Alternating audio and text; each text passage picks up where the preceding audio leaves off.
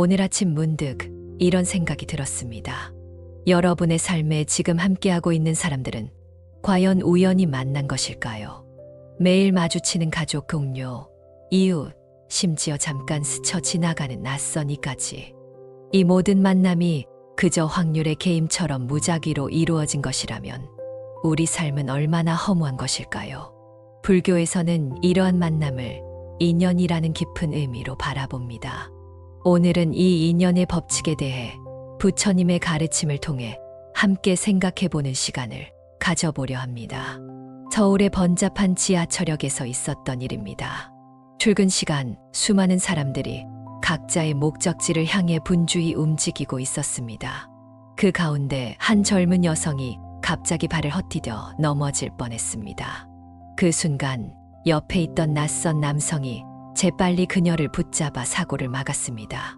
짧은 감사 인사를 나눈 두 사람은 각자의 길을 갔지만 5년 후 우연히 친구의 결혼식에서 다시 만나 서로를 알아보았고 결국 그들은 부부가 되었습니다. 과연 이것은 단순한 우연일까요? 불교에서는 이를 인연이라 부릅니다. 전생에서부터 이어져 온 깊은 연결고리가 현세에서 다시 맺어진 것이지요. 부처님께서는 중화암경에서 이렇게 말씀하셨습니다. 중생은 자신의 업에 따라 태어나고 업에 의지하고 업을 상속받으며 업에 묶여 있다. 좋은 업을 지은 이는 좋은 곳에 태어나고 나쁜 업을 지은 이는 나쁜 곳에 태어난다. 이 가르침은 우리가 만나는 모든 인연이 우연이 아니라 과거 생에서부터 이어져 온 인과의 법칙에 따른 결과임을 시사합니다. 인연은 크게 네 가지로 나눌 수 있습니다. 먼저 수녀는 좋은 인연을 말합니다. 서로에게 도움이 되고 기쁨을 주는 관계입니다. 반면 역연은 어려움과 고통을 주는 인연입니다. 흔히 악연이라고도 하지요. 증상연은 서로의 잠재력을 끌어올리고 성장시키는 인연이며 동사연은 함께 태어나 비슷한 운명을 공유하는 인연입니다. 모든 인연은 단순히 좋고 나쁨을 넘어 우리 삶에 특별한 의미와 가르침을 전달합니다. 교회의 한적한 사찰에서 오랫동안 수행하던 한 스님이 있었습니다. 어느 날 평소 조용하던 사찰에 한 젊은이가 찾아왔습니다. 그는 최근 사업 실패로 모든 것을 잃고 심지어 가족의 신뢰마저 잃은 상태였습니다. 삶의 의미를 찾지 못해 방황하던 그는 우연히 이 사찰의 발길을 옮겼다고 했습니다. 스님은 그를 따뜻하게 맞이하고 차 한 잔을 권했습니다. 차를 마시며 젊은이의 이야기를 들은 스님은 이렇게 말했습니다. 당신에게 일어난 일은 단순한 불운이 아닙니다. 그것은 당신을 더 깊은 깨달음으로 인도하는 인연의 길입니다. 당신이 지금 겪는 고통은 과거의 그릇된 행동에 대한 청산일 수도 있고 미래의 더 큰 성장을 위한 준비일 수도 있습니다. 중요한 것은 이 경험을 통해 당신이 무엇을 배우고 어떻게 변화하느냐입니다. 이 말을 들은 젊은이는 처음으로 자신의 실패를 다른 관점에서 바라보게 되었습니다. 그는 사찰에 머물며 명상과 노동을 통해 마음을 정화하기 시작했고 점차 내면의 평화를 찾아갔습니다.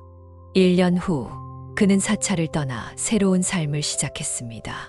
훗날 그는 자신의 경험을 바탕으로 어려움에 처한 사람들을 돕는 사회적 기업을 설립했고 많은 이들에게 희망을 전하는 인물이 되었습니다.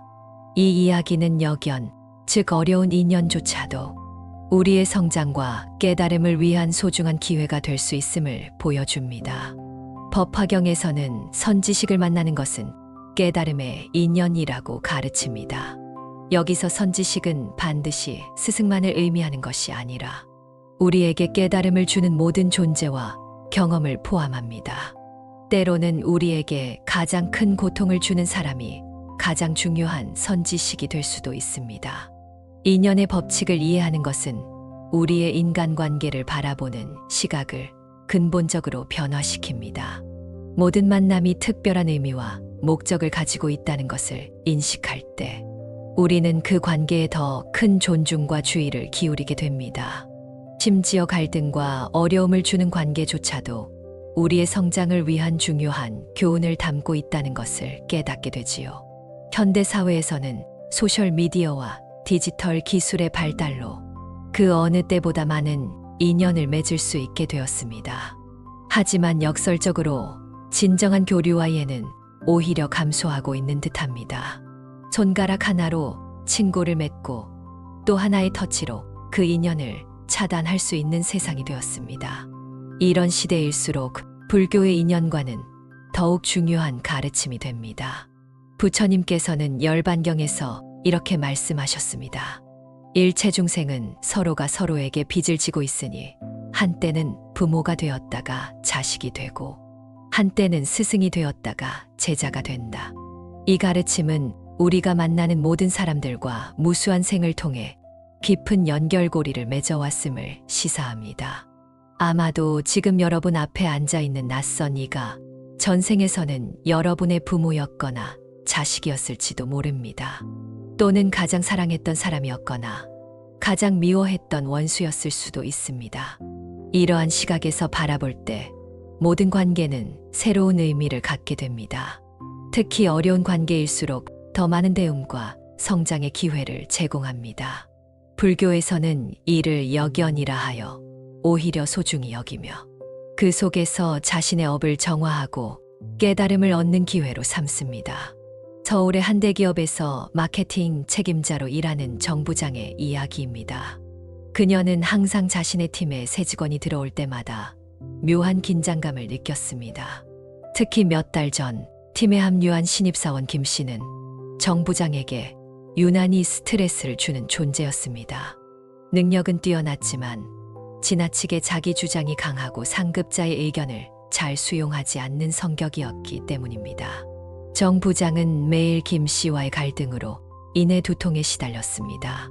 어느 날 우연히 저를 찾은 정 부장은 주지 스님께 이 고민을 털어놓았습니다. 스님의 대답은 뜻밖이었습니다.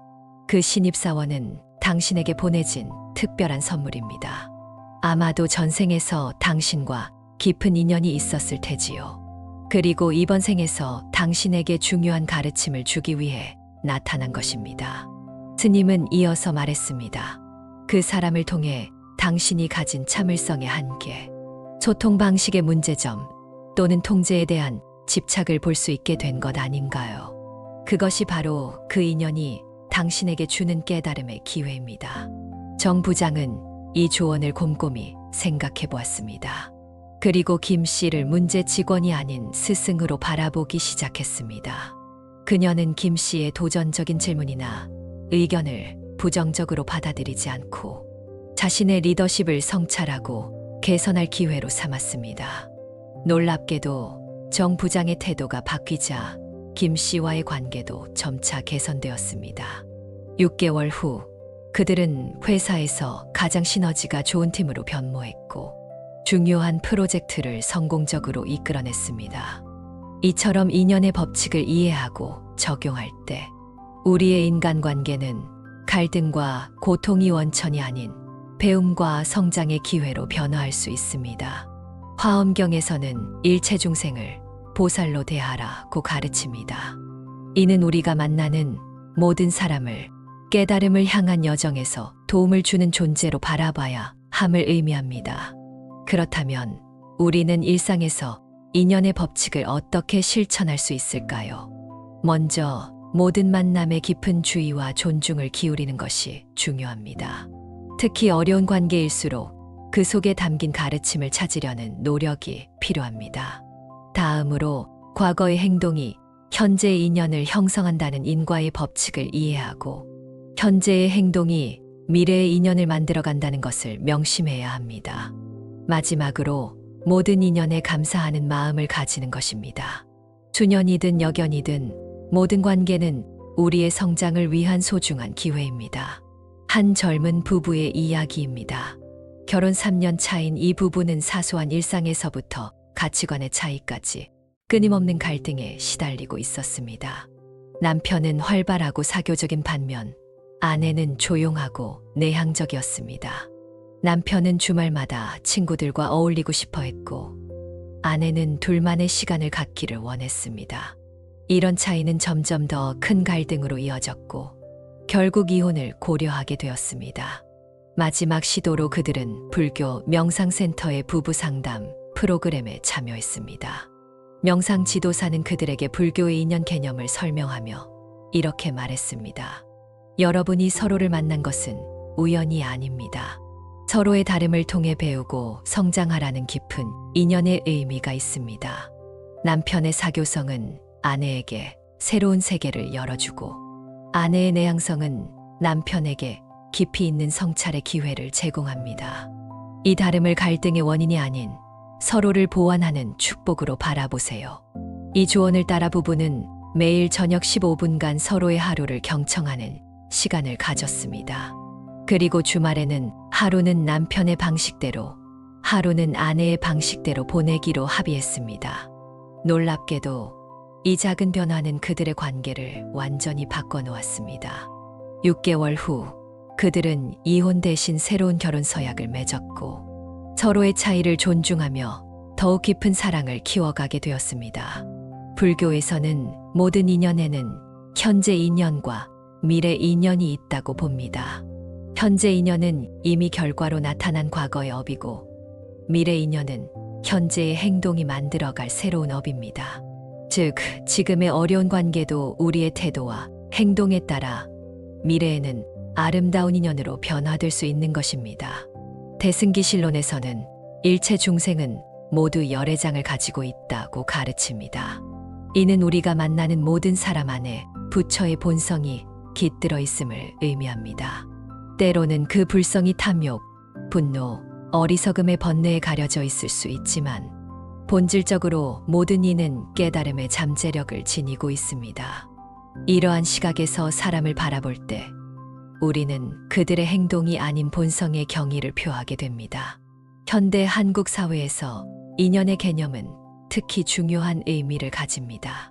빠른 경제 성장과 기술 발전 속에서 전통적인 가족 관계와 공동체 의식이 약화되고 개인주의와 경쟁이 심화되고 있습니다. 이런 상황에서 불교의 인연관은 우리에게 상호 연결성과 의존성을 상기시키며 더 의미 있는 관계를 형성할 수 있는 지혜를 제공합니다. 특히 디지털 시대에 태어난 젊은 세대들에게 인연의 개념은 새로운 시각을 제시합니다.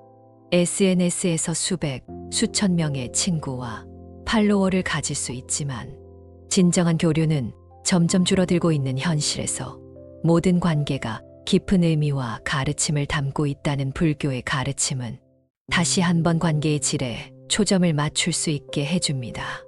서울 강남의 한 IT 기업에 다니는 30대 직장인 김 씨의 이야기입니다.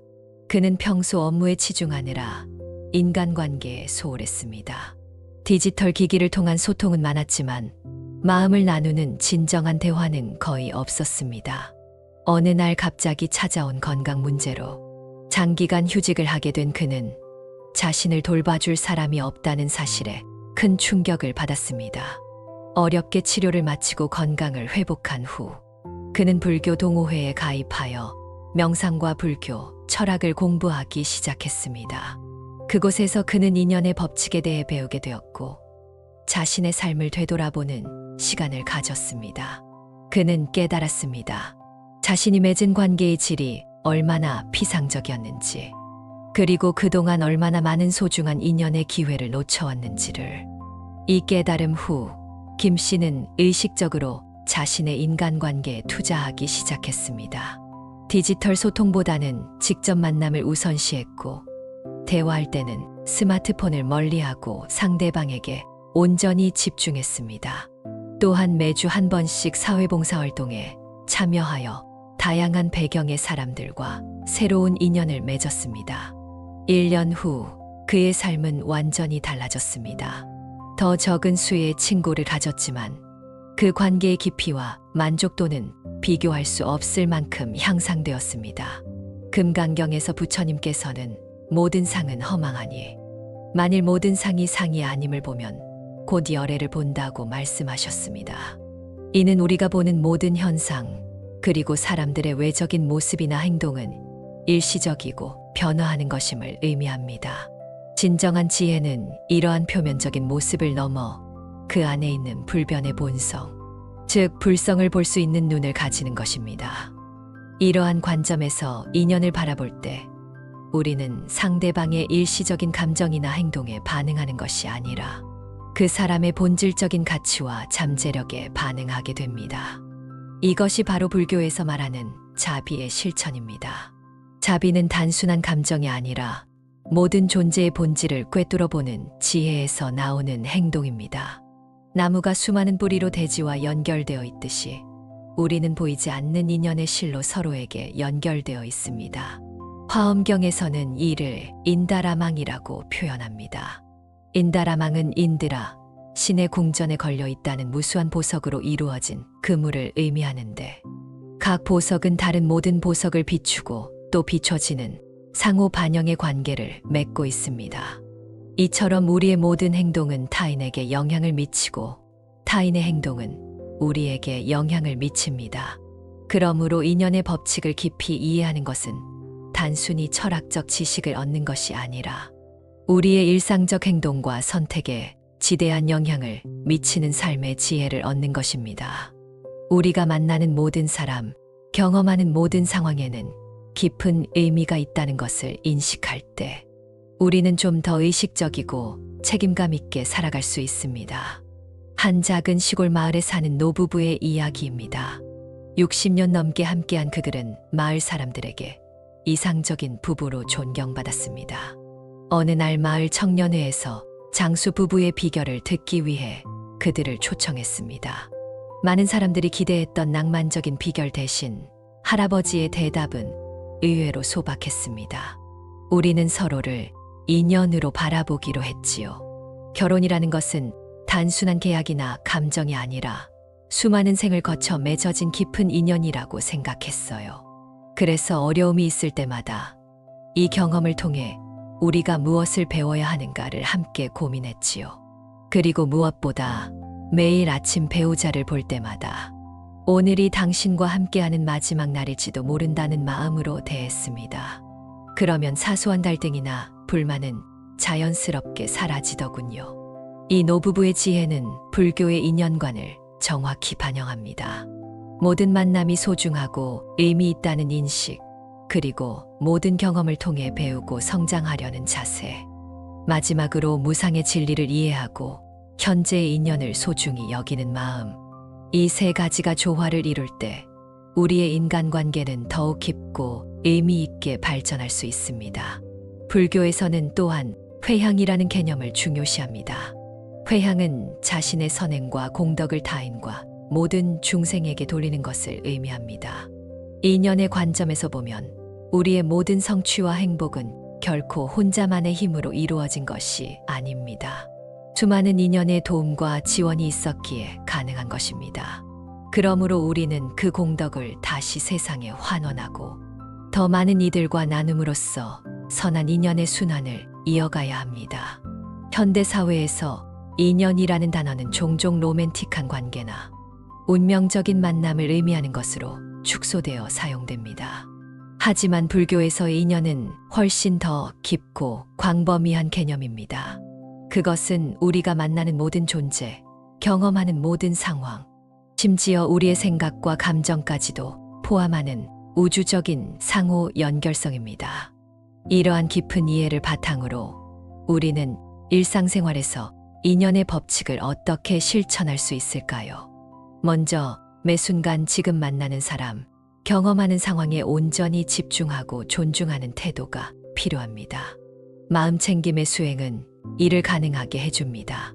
불교의 마음챙김 수행은 단순히 스트레스 해소를 위한 기술이 아니라 모든 순간과 존재와의 깊은 연결을 경험하는 방법입니다. 다음으로 어려운 관계나 상황에 직면했을 때 그것을 단순한 불운이나 문제가 아닌 깨달음의 기회로 바라보는 관점의 전환이 중요합니다. 불교에서는 이를 역경전화라고 합니다.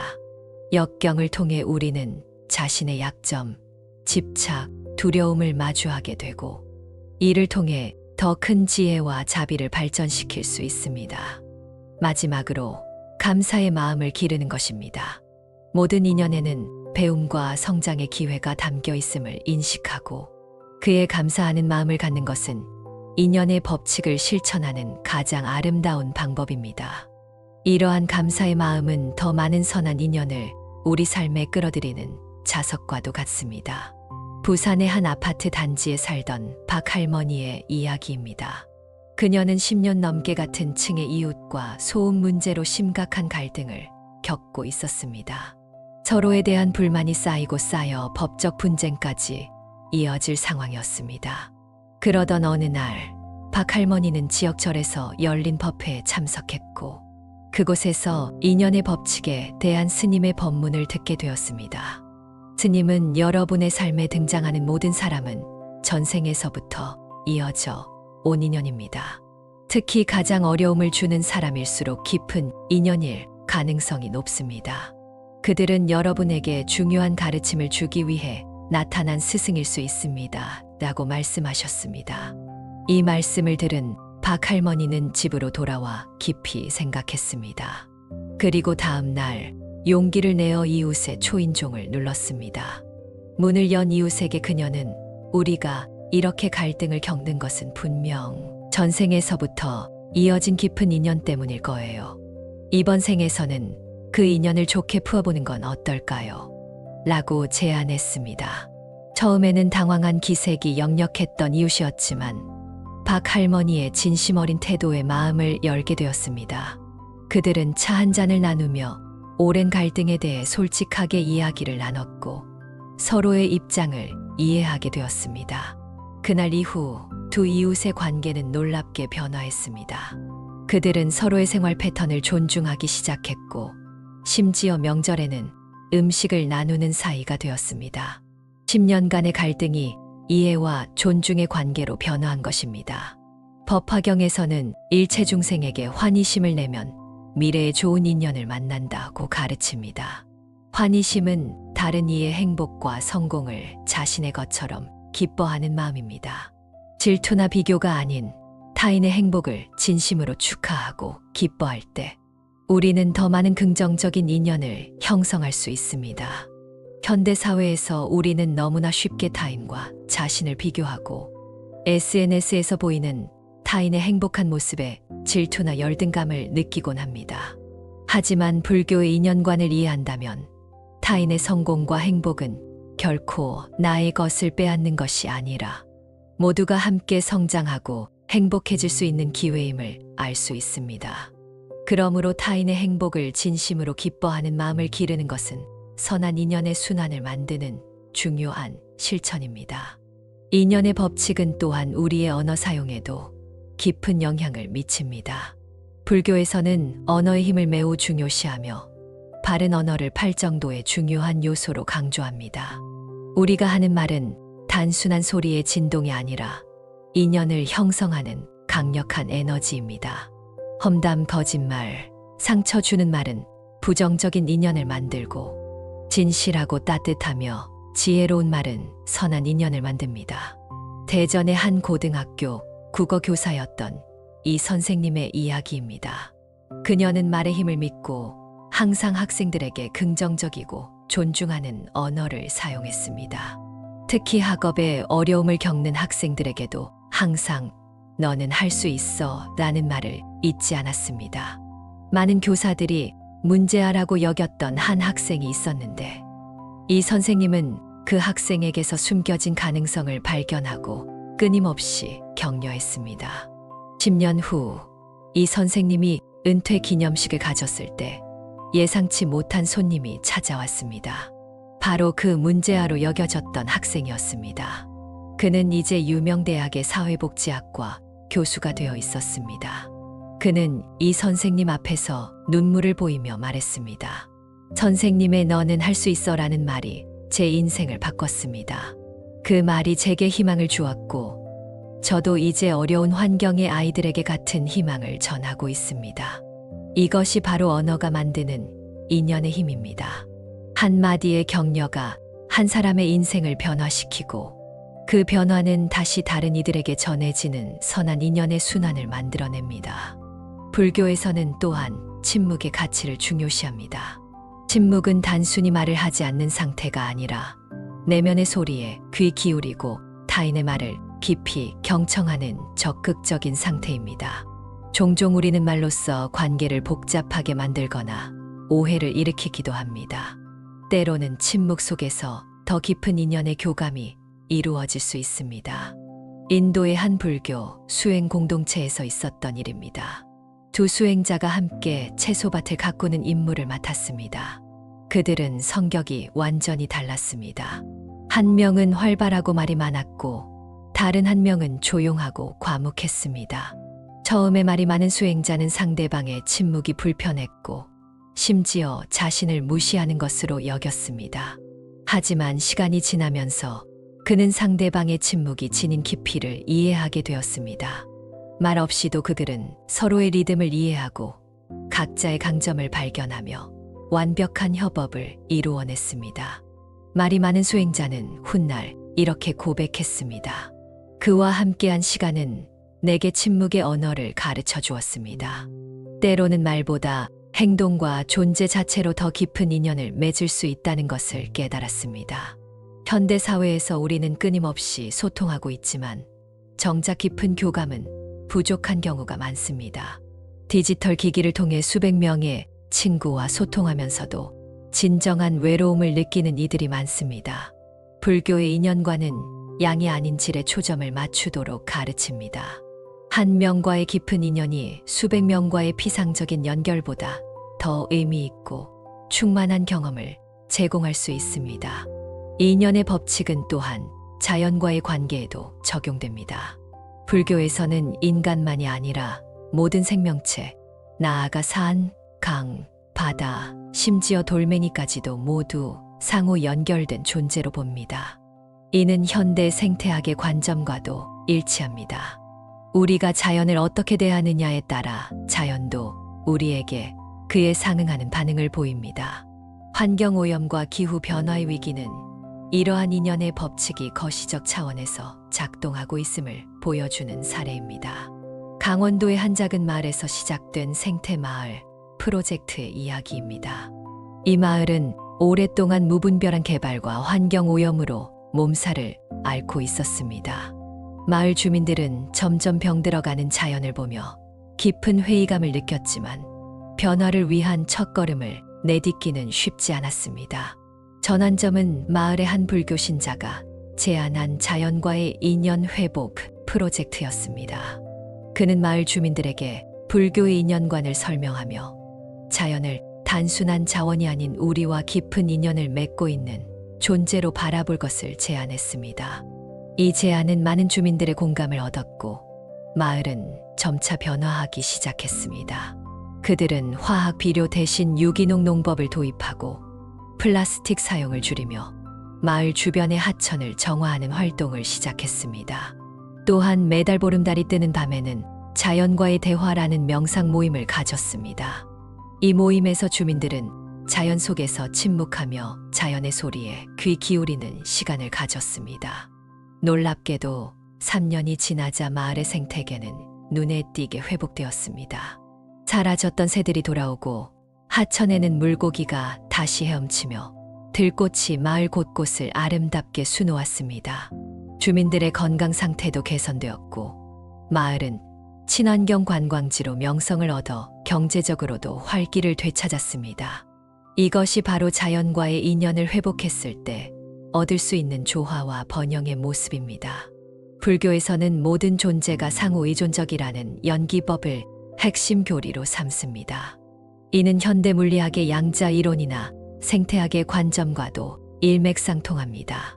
어떤 것도 독립적으로 존재하지 않으며 모든 것은 무수한 인연의 그물망 속에서 서로 영향을 주고받으며 존재합니다.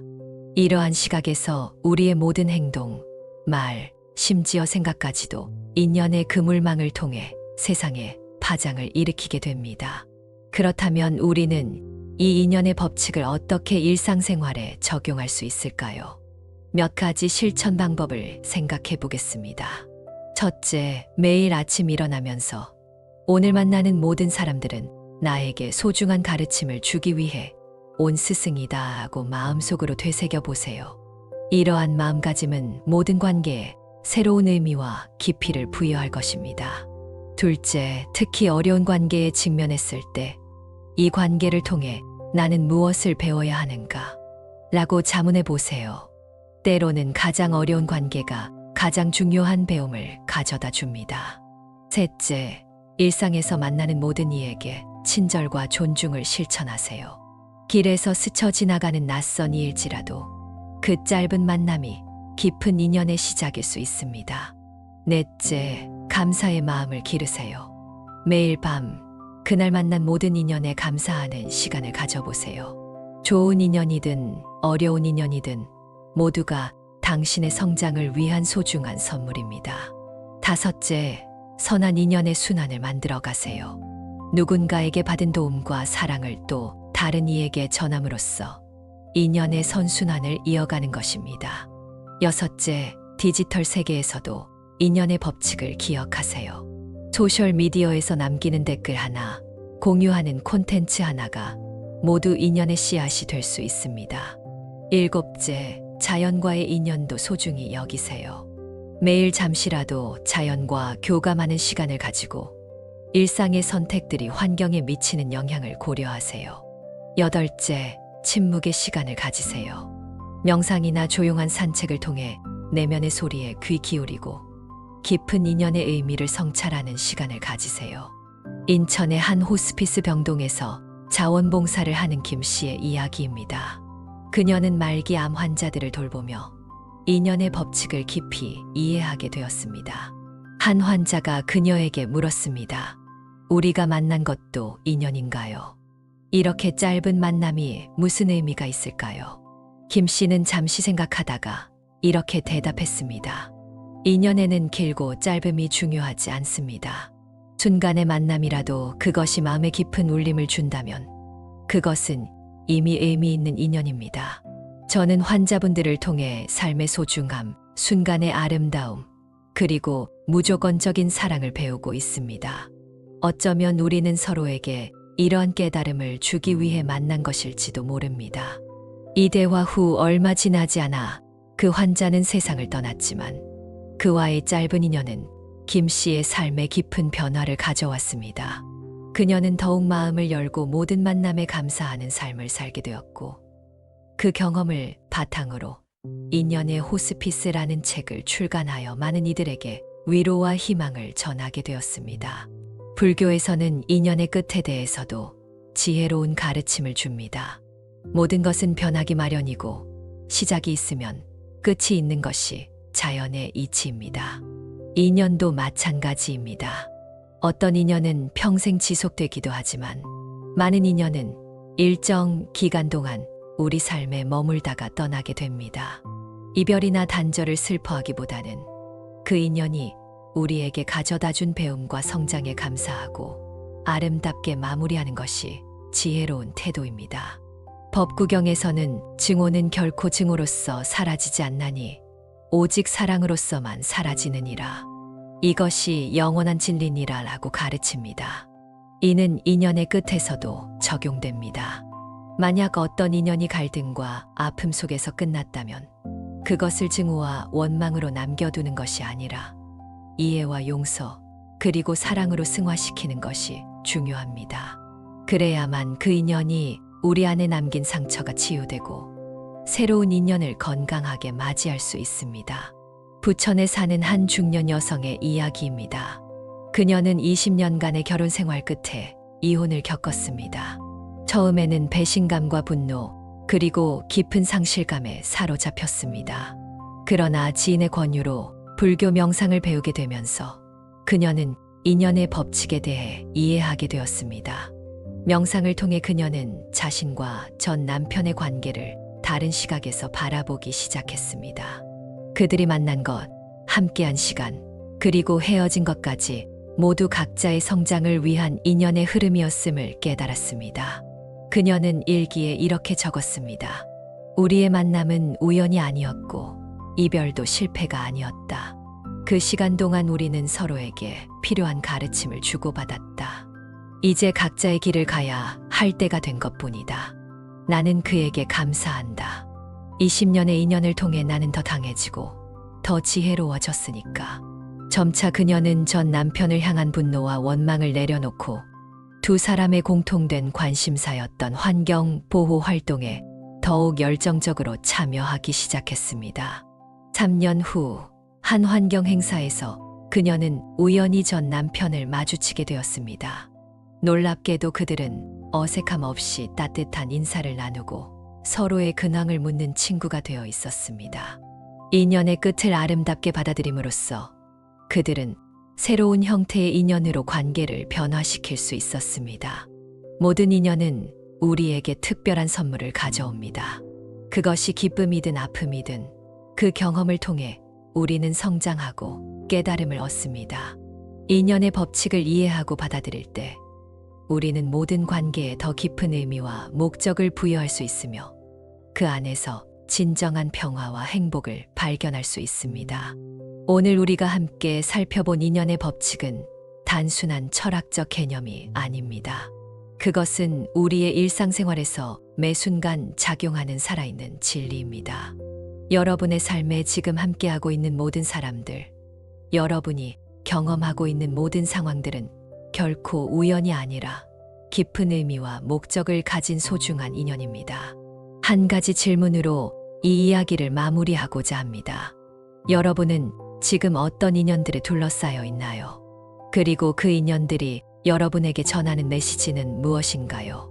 오늘 하루 잠시 멈추어 여러분의 인연들을 돌아보고 그 안에서 숨겨진 가르침과 의미를 발견해보는 시간을 가져보시기 바랍니다.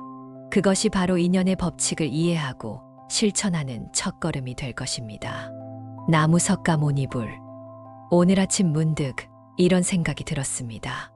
여러분의 삶에 지금 함께하고 있는 사람들은 과연 우연히 만난 것일까요? 매일 마주치는 가족, 동료, 이웃, 심지어 잠깐 스쳐 지나가는 낯선이까지. 이 모든 만남이 그저 확률의 게임처럼 무작위로 이루어진 것이라면 우리 삶은 얼마나 허무한 것일까요? 불교에서는 이러한 만남을 인연이라는 깊은 의미로 바라봅니다. 오늘은 이 인연의 법칙에 대해 부처님의 가르침을 통해 함께 생각해보는 시간을 가져보려 합니다. 서울의 번잡한 지하철역에서 있었던 일입니다. 출근 시간, 수많은 사람들이 각자의 목적지를 향해 분주히 움직이고 있었습니다. 그 가운데 한 젊은 여성이 갑자기 발을 헛디뎌 넘어질 뻔했습니다.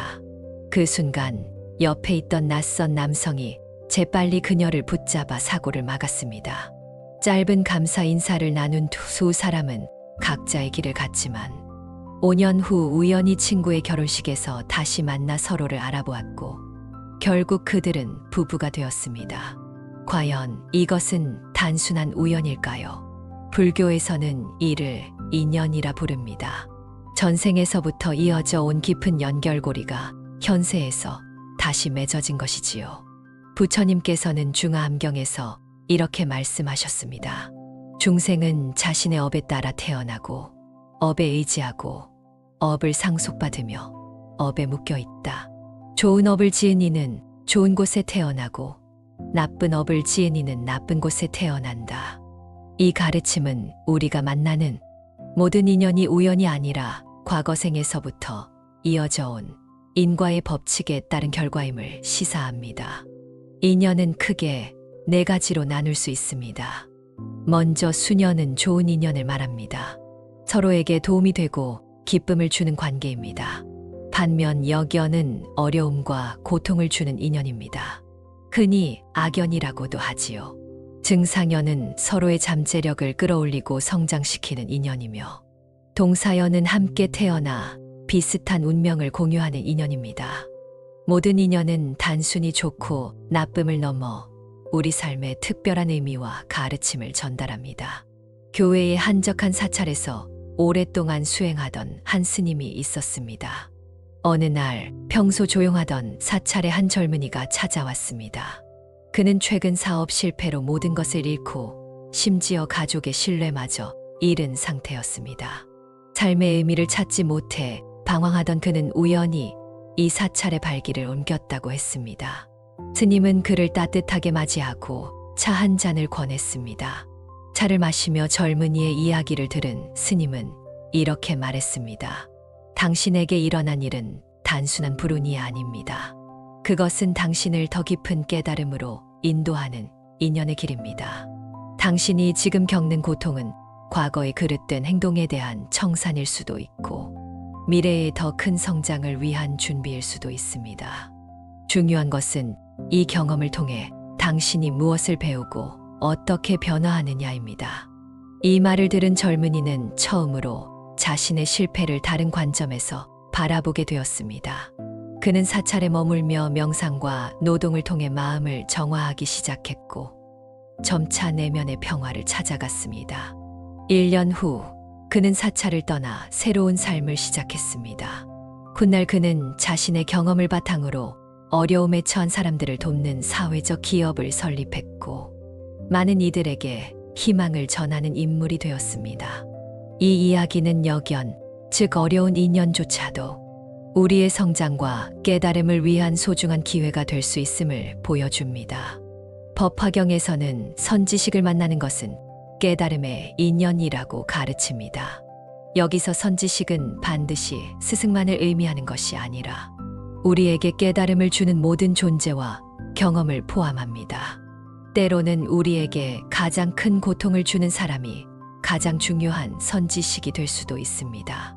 인연의 법칙을 이해하는 것은 우리의 인간관계를 바라보는 시각을 근본적으로 변화시킵니다. 모든 만남이 특별한 의미와 목적을 가지고 있다는 것을 인식할 때 우리는 그 관계에 더 큰 존중과 주의를 기울이게 됩니다. 심지어 갈등과 어려움을 주는 관계조차도 우리의 성장을 위한 중요한 교훈을 담고 있다는 것을 깨닫게 되지요.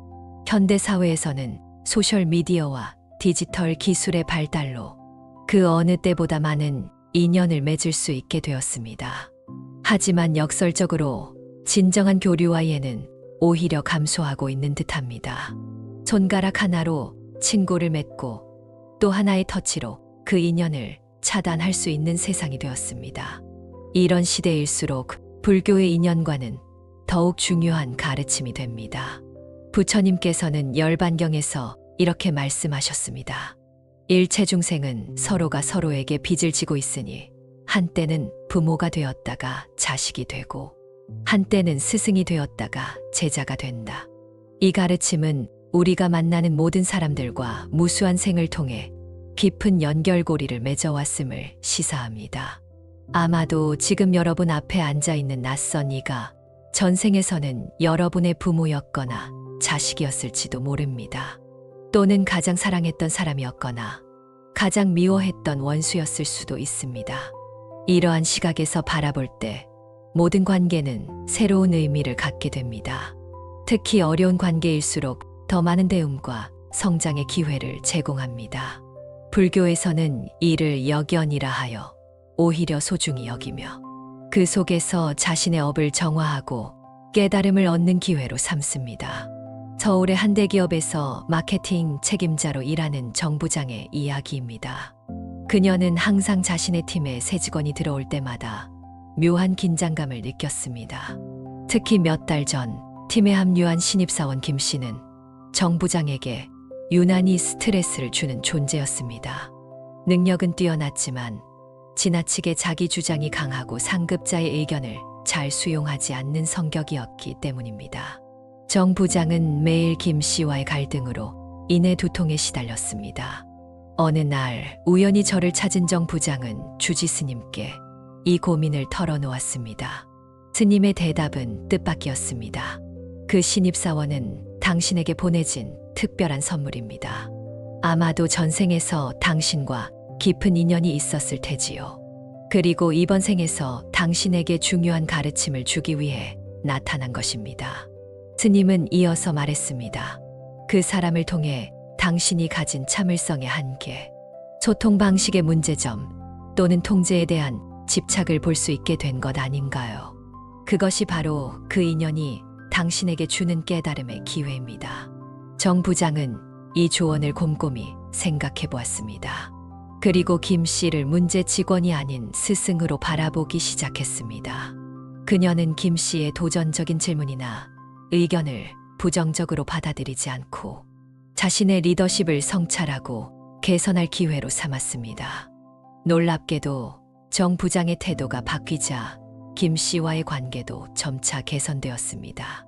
6개월 후 그들은 회사에서 가장 시너지가 좋은 팀으로 변모했고 중요한 프로젝트를 성공적으로 이끌어냈습니다. 이처럼 인연의 법칙을 이해하고 적용할 때 우리의 인간관계는 갈등과 고통이 원천이 아닌 배움과 성장의 기회로 변화할 수 있습니다. 화엄경에서는 일체중생을 보살로 대하라고 가르칩니다. 이는 우리가 만나는 모든 사람을 깨달음을 향한 여정에서 도움을 주는 존재로 바라봐야 함을 의미합니다. 그렇다면 우리는 일상에서 인연의 법칙을 어떻게 실천할 수 있을까요? 먼저 모든 만남에 깊은 주의와 존중을 기울이는 것이 중요합니다. 특히 어려운 관계일수록 그 속에 담긴 가르침을 찾으려는 노력이 필요합니다. 다음으로 과거의 행동이 현재의 인연을 형성한다는 인과의 법칙을 이해하고 현재의 행동이 미래의 인연을 만들어간다는 것을 명심해야 합니다. 마지막으로 모든 인연에 감사하는 마음을 가지는 것입니다. 수년이든 여견이든 모든 관계는 우리의 성장을 위한 소중한 기회입니다. 한 젊은 부부의 이야기입니다. 결혼 3년 차인 이 부부는 사소한 일상에서부터 가치관의 차이까지 끊임없는 갈등에 시달리고 있었습니다. 남편은 활발하고 사교적인 반면 아내는 조용하고 내향적이었습니다. 남편은 주말마다 친구들과 어울리고 싶어 했고 아내는 둘만의 시간을 갖기를 원했습니다. 이런 차이는 점점 더 큰 갈등으로 이어졌고 결국 이혼을 고려하게 되었습니다. 마지막 시도로 그들은 불교 명상센터의 부부 상담 프로그램에 참여했습니다. 명상 지도사는 그들에게 불교의 인연 개념을 설명하며 이렇게 말했습니다. 여러분이 서로를 만난 것은 우연이 아닙니다. 서로의 다름을 통해 배우고 성장하라는 깊은 인연의 의미가 있습니다. 남편의 사교성은 아내에게 새로운 세계를 열어주고 아내의 내향성은 남편에게 깊이 있는 성찰의 기회를 제공합니다. 이 다름을 갈등의 원인이 아닌 서로를 보완하는 축복으로 바라보세요. 이 조언을 따라 부부는 매일 저녁 15분간 서로의 하루를 경청하는 시간을 가졌습니다. 그리고 주말에는 하루는 남편의 방식대로, 하루는 아내의 방식대로 보내기로 합의했습니다. 놀랍게도 이 작은 변화는 그들의 관계를 완전히 바꿔놓았습니다. 6개월 후 그들은 이혼 대신 새로운 결혼 서약을 맺었고 서로의 차이를 존중하며 더욱 깊은 사랑을 키워가게 되었습니다. 불교에서는 모든 인연에는 현재 인연과 미래 인연이 있다고 봅니다. 현재 인연은 이미 결과로 나타난 과거의 업이고 미래 인연은 현재의 행동이 만들어갈 새로운 업입니다. 즉, 지금의 어려운 관계도 우리의 태도와 행동에 따라 미래에는 아름다운 인연으로 변화될 수 있는 것입니다. 대승기실론에서는 일체 중생은 모두 열애장을 가지고 있다고 가르칩니다.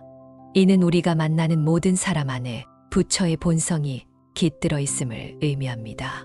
때로는 그 불성이 탐욕, 분노, 어리석음의 번뇌에 가려져 있을 수 있지만 본질적으로 모든 이는 깨달음의 잠재력을 지니고 있습니다. 이러한 시각에서 사람을 바라볼 때 우리는 그들의 행동이 아닌 본성의 경의를 표하게 됩니다.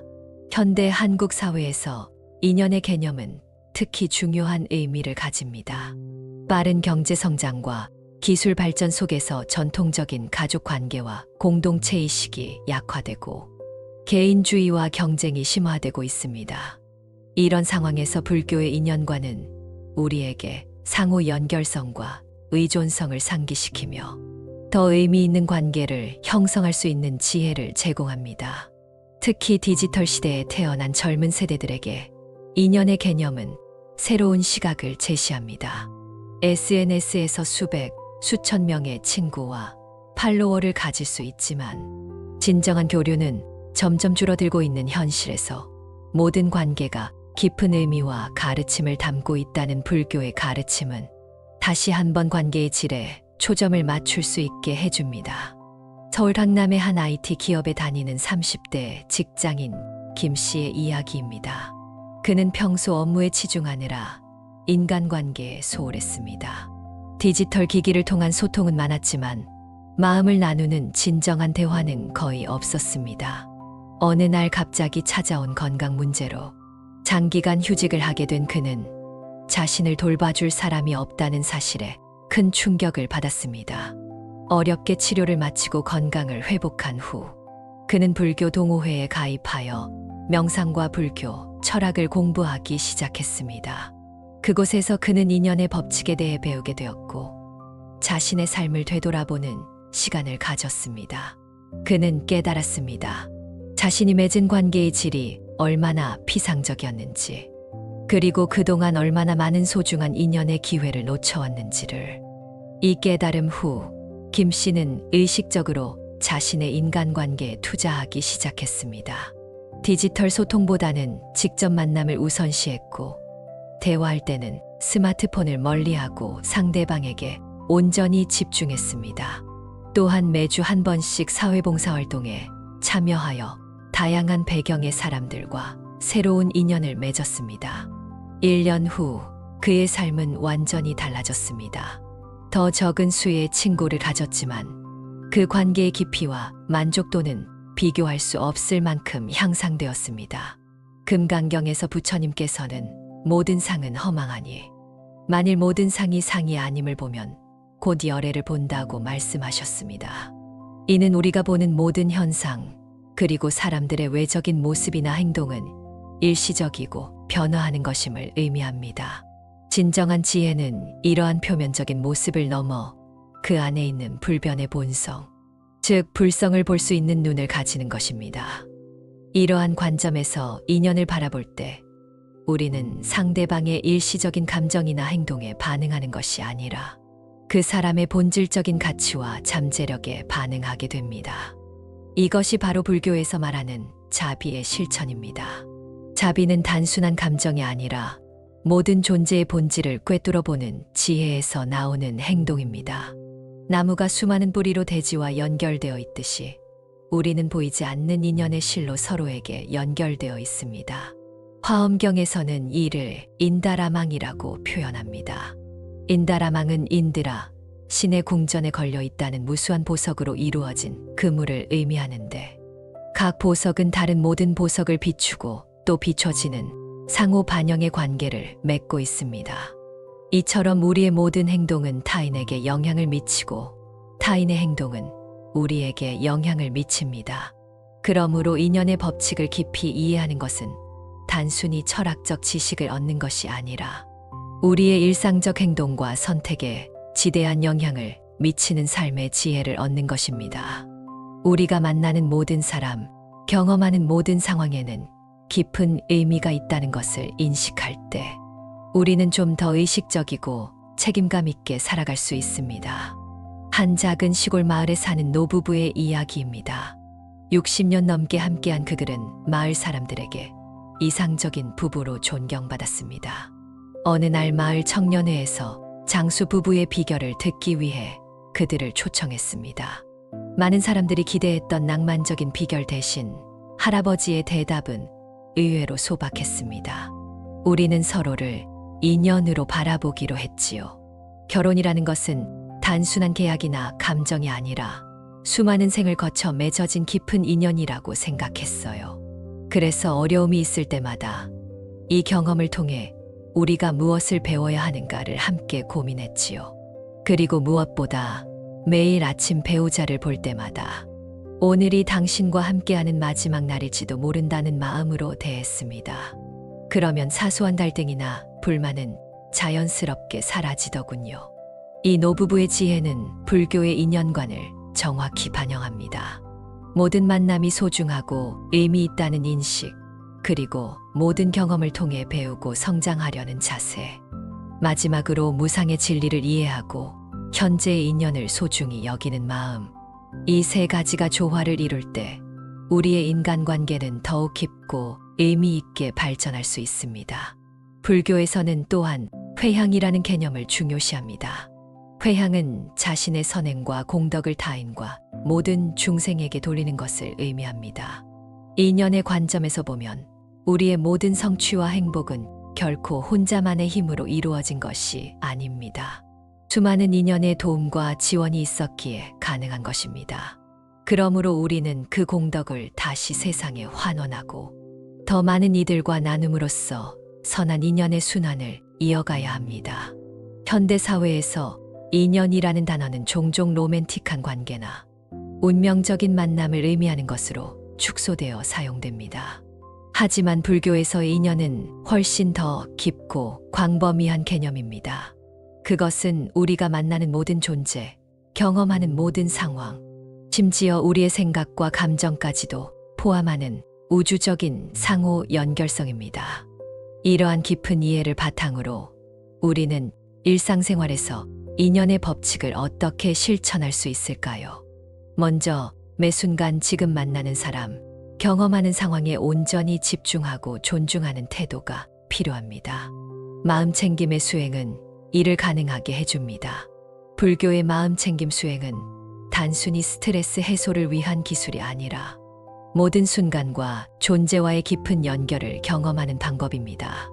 다음으로 어려운 관계나 상황에 직면했을 때 그것을 단순한 불운이나 문제가 아닌 깨달음의 기회로 바라보는 관점의 전환이 중요합니다. 불교에서는 이를 역경전화라고 합니다. 역경을 통해 우리는 자신의 약점, 집착, 두려움을 마주하게 되고 이를 통해 더 큰 지혜와 자비를 발전시킬 수 있습니다. 마지막으로 감사의 마음을 기르는 것입니다. 모든 인연에는 배움과 성장의 기회가 담겨 있음을 인식하고 그에 감사하는 마음을 갖는 것은 인연의 법칙을 실천하는 가장 아름다운 방법입니다. 이러한 감사의 마음은 더 많은 선한 인연을 우리 삶에 끌어들이는 자석과도 같습니다. 부산의 한 아파트 단지에 살던 박 할머니의 이야기입니다. 그녀는 10년 넘게 같은 층의 이웃과 소음 문제로 심각한 갈등을 겪고 있었습니다. 서로에 대한 불만이 쌓이고 쌓여 법적 분쟁까지 이어질 상황이었습니다. 그러던 어느 날, 박 할머니는 지역절에서 열린 법회에 참석했고 그곳에서 인연의 법칙에 대한 스님의 법문을 듣게 되었습니다. 스님은 여러분의 삶에 등장하는 모든 사람은 전생에서부터 이어져 온 인연입니다. 특히 가장 어려움을 주는 사람일수록 깊은 인연일 가능성이 높습니다. 그들은 여러분에게 중요한 가르침을 주기 위해 나타난 스승일 수 있습니다. 라고 말씀하셨습니다. 이 말씀을 들은 박 할머니는 집으로 돌아와 깊이 생각했습니다. 그리고 다음 날 용기를 내어 이웃의 초인종을 눌렀습니다. 문을 연 이웃에게 그녀는 우리가 이렇게 갈등을 겪는 것은 분명 전생에서부터 이어진 깊은 인연 때문일 거예요. 이번 생에서는 그 인연을 좋게 풀어보는 건 어떨까요? 라고 제안했습니다. 처음에는 당황한 기색이 역력했던 이웃이었지만 박 할머니의 진심 어린 태도에 마음을 열게 되었습니다. 그들은 차 한 잔을 나누며 오랜 갈등에 대해 솔직하게 이야기를 나눴고 서로의 입장을 이해하게 되었습니다. 그날 이후 두 이웃의 관계는 놀랍게 변화했습니다. 그들은 서로의 생활 패턴을 존중하기 시작했고 심지어 명절에는 음식을 나누는 사이가 되었습니다. 10년간의 갈등이 이해와 존중의 관계로 변화한 것입니다. 법화경에서는 일체 중생에게 환희심을 내면 미래의 좋은 인연을 만난다고 가르칩니다. 환희심은 다른 이의 행복과 성공을 자신의 것처럼 기뻐하는 마음입니다. 질투나 비교가 아닌 타인의 행복을 진심으로 축하하고 기뻐할 때 우리는 더 많은 긍정적인 인연을 형성할 수 있습니다. 현대 사회에서 우리는 너무나 쉽게 타인과 자신을 비교하고 SNS에서 보이는 타인의 행복한 모습에 질투나 열등감을 느끼곤 합니다.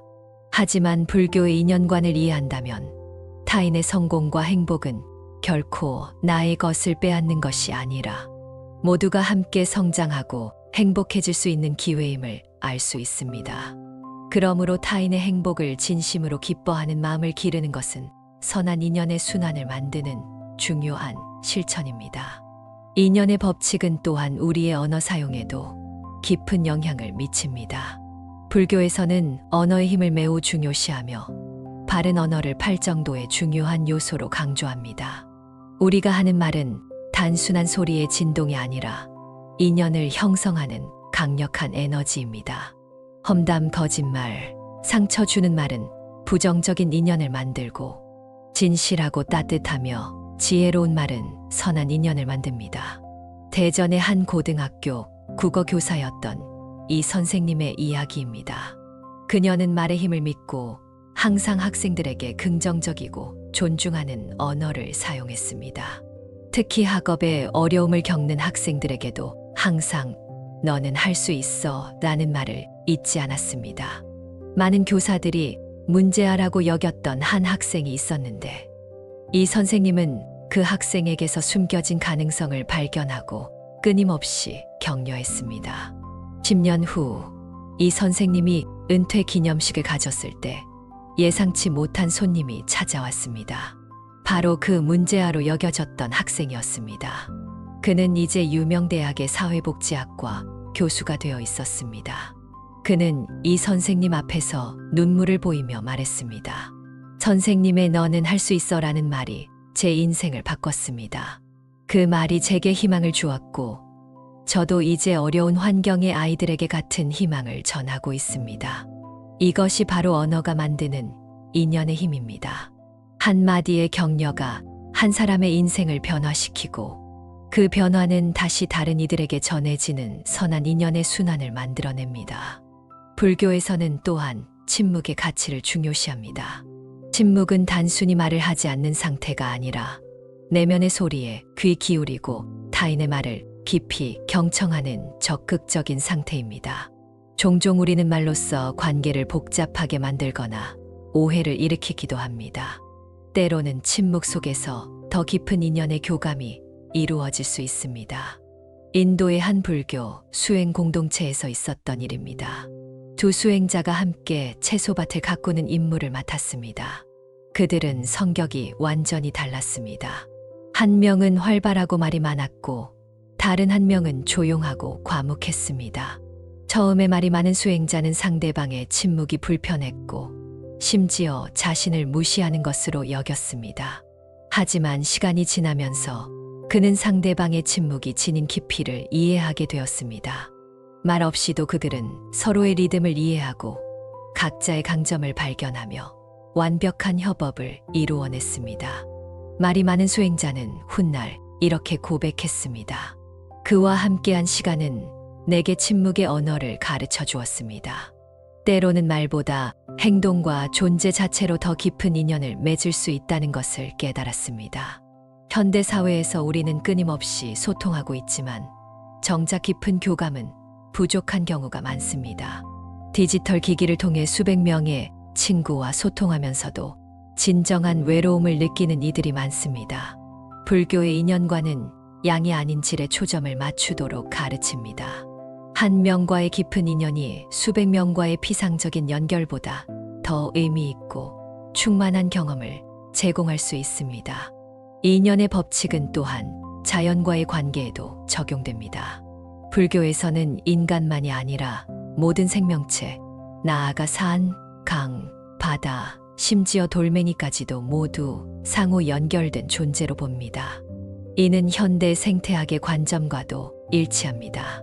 우리가 자연을 어떻게 대하느냐에 따라 자연도 우리에게 그에 상응하는 반응을 보입니다. 환경오염과 기후변화의 위기는 이러한 인연의 법칙이 거시적 차원에서 작동하고 있음을 보여주는 사례입니다. 강원도의 한 작은 마을에서 시작된 생태마을 프로젝트의 이야기입니다. 이 마을은 오랫동안 무분별한 개발과 환경오염으로 몸살을 앓고 있었습니다. 마을 주민들은 점점 병들어가는 자연을 보며 깊은 회의감을 느꼈지만 변화를 위한 첫걸음을 내딛기는 쉽지 않았습니다. 전환점은 마을의 한 불교 신자가 제안한 자연과의 인연 회복 프로젝트였습니다. 그는 마을 주민들에게 불교의 인연관을 설명하며 자연을 단순한 자원이 아닌 우리와 깊은 인연을 맺고 있는 존재로 바라볼 것을 제안했습니다. 이 제안은 많은 주민들의 공감을 얻었고 마을은 점차 변화하기 시작했습니다. 그들은 화학 비료 대신 유기농 농법을 도입하고 플라스틱 사용을 줄이며 마을 주변의 하천을 정화하는 활동을 시작했습니다. 또한 매달 보름달이 뜨는 밤에는 자연과의 대화라는 명상 모임을 가졌습니다. 이 모임에서 주민들은 자연 속에서 침묵하며 자연의 소리에 귀 기울이는 시간을 가졌습니다. 놀랍게도 3년이 지나자 마을의 생태계는 눈에 띄게 회복되었습니다. 사라졌던 새들이 돌아오고 하천에는 물고기가 다시 헤엄치며 들꽃이 마을 곳곳을 아름답게 수놓았습니다. 주민들의 건강 상태도 개선되었고 마을은 친환경 관광지로 명성을 얻어 경제적으로도 활기를 되찾았습니다. 이것이 바로 자연과의 인연을 회복했을 때 얻을 수 있는 조화와 번영의 모습입니다. 불교에서는 모든 존재가 상호 의존적이라는 연기법을 핵심 교리로 삼습니다. 이는 현대 물리학의 양자 이론이나 생태학의 관점과도 일맥상통합니다. 어떤 것도 독립적으로 존재하지 않으며 모든 것은 무수한 인연의 그물망 속에서 서로 영향을 주고받으며 존재합니다. 이러한 시각에서 우리의 모든 행동, 말, 심지어 생각까지도 인연의 그물망을 통해 세상에 파장을 일으키게 됩니다. 그렇다면 우리는 이 인연의 법칙을 어떻게 일상생활에 적용할 수 있을까요? 몇 가지 실천 방법을 생각해 보겠습니다. 첫째, 매일 아침 일어나면서 오늘 만나는 모든 사람들은 나에게 소중한 가르침을 주기 위해 온 스승이다 하고 마음속으로 되새겨 보세요. 이러한 마음가짐은 모든 관계에 새로운 의미와 깊이를 부여할 것입니다. 둘째, 특히 어려운 관계에 직면했을 때 이 관계를 통해 나는 무엇을 배워야 하는가?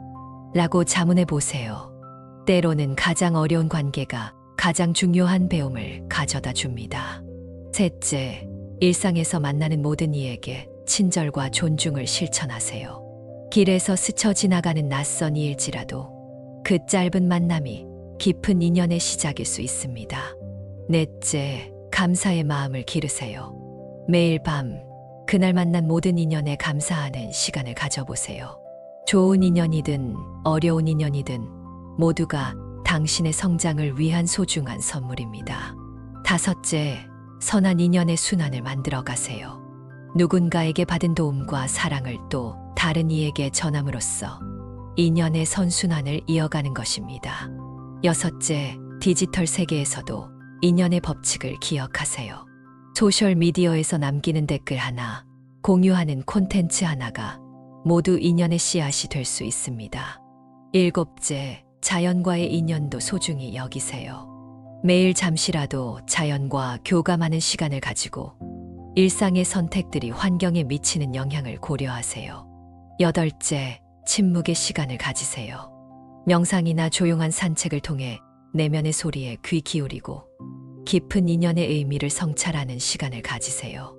인천의 한 호스피스 병동에서 자원봉사를 하는 김 씨의 이야기입니다.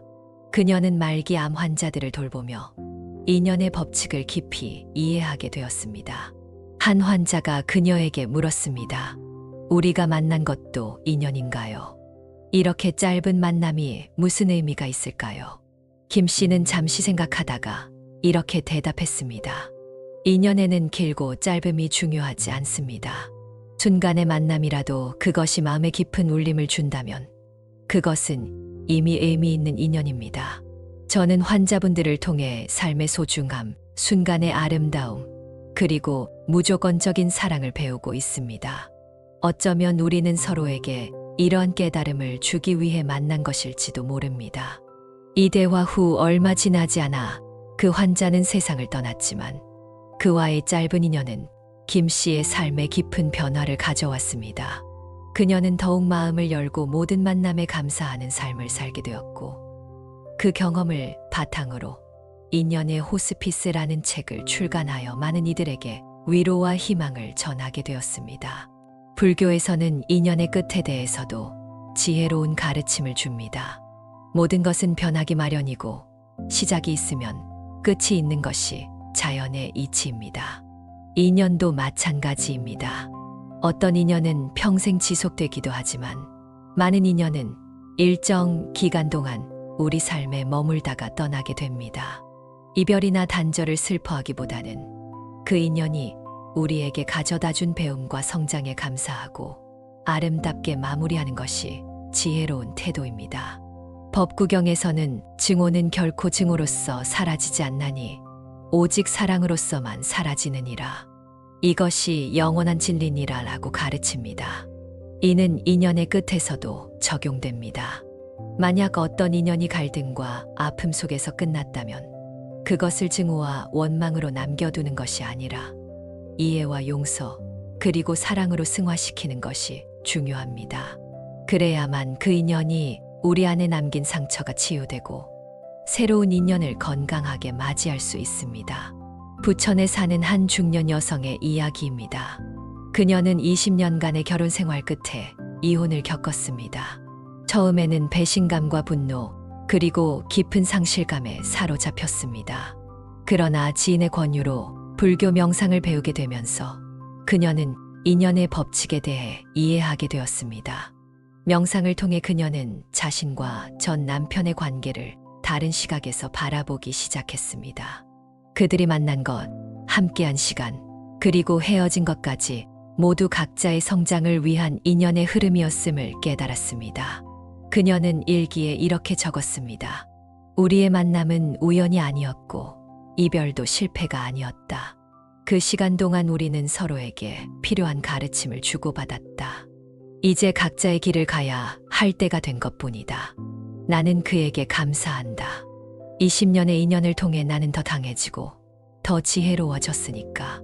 점차 그녀는 전 남편을 향한 분노와 원망을 내려놓고 두 사람의 공통된 관심사였던 환경 보호 활동에 더욱 열정적으로 참여하기 시작했습니다.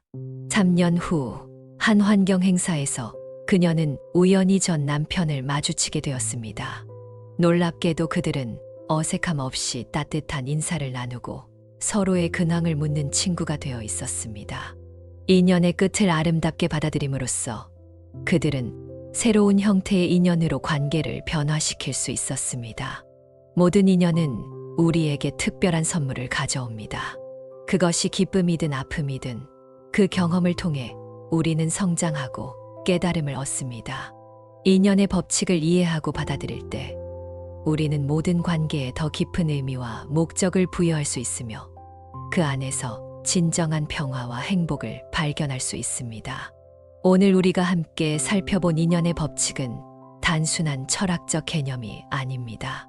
그것은 우리의 일상생활에서 매 순간 작용하는 살아있는 진리입니다. 여러분의 삶에 지금 함께하고 있는 모든 사람들, 여러분이 경험하고 있는 모든 상황들은 결코 우연이 아니라 깊은 의미와 목적을 가진 소중한 인연입니다. 한 가지 질문으로 이 이야기를 마무리하고자 합니다. 여러분은 지금 어떤 인연들에 둘러싸여 있나요? 그리고 그 인연들이 여러분에게 전하는 메시지는 무엇인가요? 오늘 하루 잠시 멈추어 여러분의 인연들을 돌아보고 그 안에서 숨겨진 가르침과 의미를 발견해보는 시간을 가져보시기 바랍니다. 그것이 바로 인연의 법칙을 이해하고 실천하는 첫걸음이 될 것입니다. 나무석가모니불